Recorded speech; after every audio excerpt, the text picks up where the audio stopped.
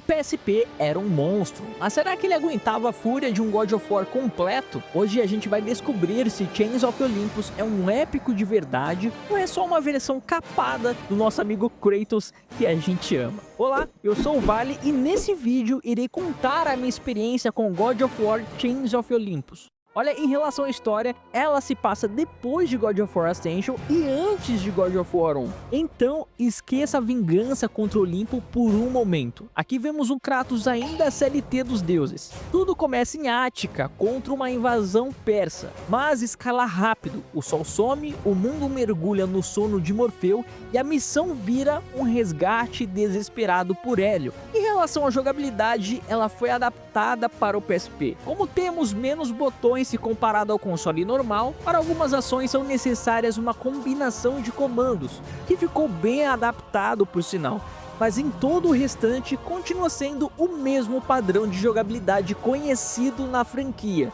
então não tem muita diferença.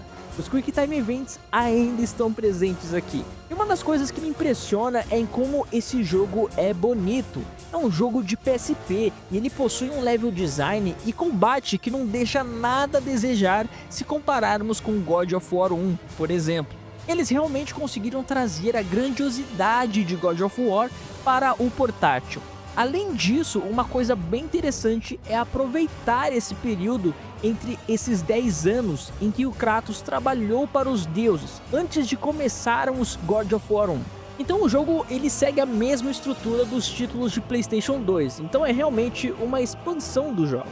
A campanha também não é muito longa, o que eu acho supimpeira. É um jogo que possui uma boa construção, e ele tem começo, meio e fim, da forma bem tranquila, né? A aventura ela é bem gradativa, assim como os outros títulos também. E aqui vai uma reflexão: esse jogo prova que a Sony deveria investir mais em jogos de escopo menor. Imagine spin-offs no estilo Spider-Man Miles Morales para expandir a mitologia grega. Tem muita história entre o Ascension e God of War 1 que daria jogos incríveis de 5 ou 6 horinhas ali. Teria uma sacada de mestre da Santa Mônica para manter a franquia viva entre os grandes lançamentos. Isso não só da Santa Mônica, mas vindo da Sony também, cara. Seria uma sacada genial. E não digo isso somente pensando em God of War, como também de outras franquias famosas do PlayStation que podem ser aproveitadas dessa forma. Outras coisas que o jogo traz são as armas novas e poderes. O Kratos ele tem um poder logo no início que parece a mão fantasma do Super 11. Muito bom. E são bem interessantes de usar durante a campanha. E uma coisa incrível que God of War Chains of Olympus consegue nos entregar são aqueles fantásticos planos abertos, que é bem característico dos jogos da franquia. Eles conseguiram trazer a essência do PlayStation 2 para esse jogo, o que deixa tudo mais imersivo, mas nem tudo é perfeito. Se você vem do PlayStation 2, vai sentir o passo do Kratos um pouquinho estranho. Ele parece deslizar ou dar passadas largas demais, o que acaba tirando um pouco do peso do personagem no início. É uma sensação estranha, só jogando realmente para você perceber. Ele se movimenta de uma forma meio estranha. É mais uma questão de costume mesmo, mas acaba incomodando um pouco. Já em relação à interface, ela está a mesma coisa dos jogos de PlayStation 2, é muito boa, né? Exceto pela barra de vida dos bosses. Achei ela meio destoante do restante, mas somente isso mesmo que me incomodou em relação à interface. Se a gente pegarmos para comparar com o PlayStation 2, quando o Kratos ele enfrenta a Hydra, a barra de vida dela tem um design muito bom, bem legal. E aqui em God of War Chains of Olympus não é tão bacana, eu não gostei muito, ficou muito destoante, né? Se bem que no futuro dos jogos eles acabam tirando essa barrinha aí que fica mais bonito, né? A interface como um todo.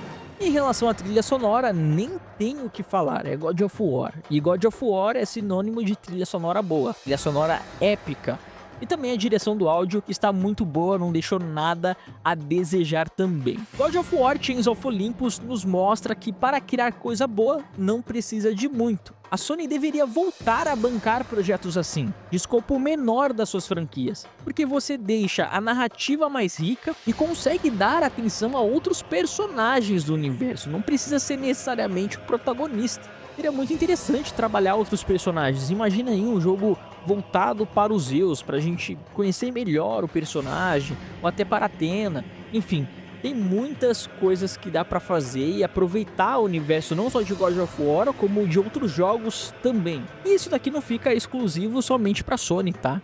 Outras desenvolvedoras podem fazer isso muito bem e é uma baita sacada. Olha, eu gostei demais da experiência com God of War Chains of Olympus e eu já estou ansiosíssimo para jogar em live o próximo, o Ghost of Sparta.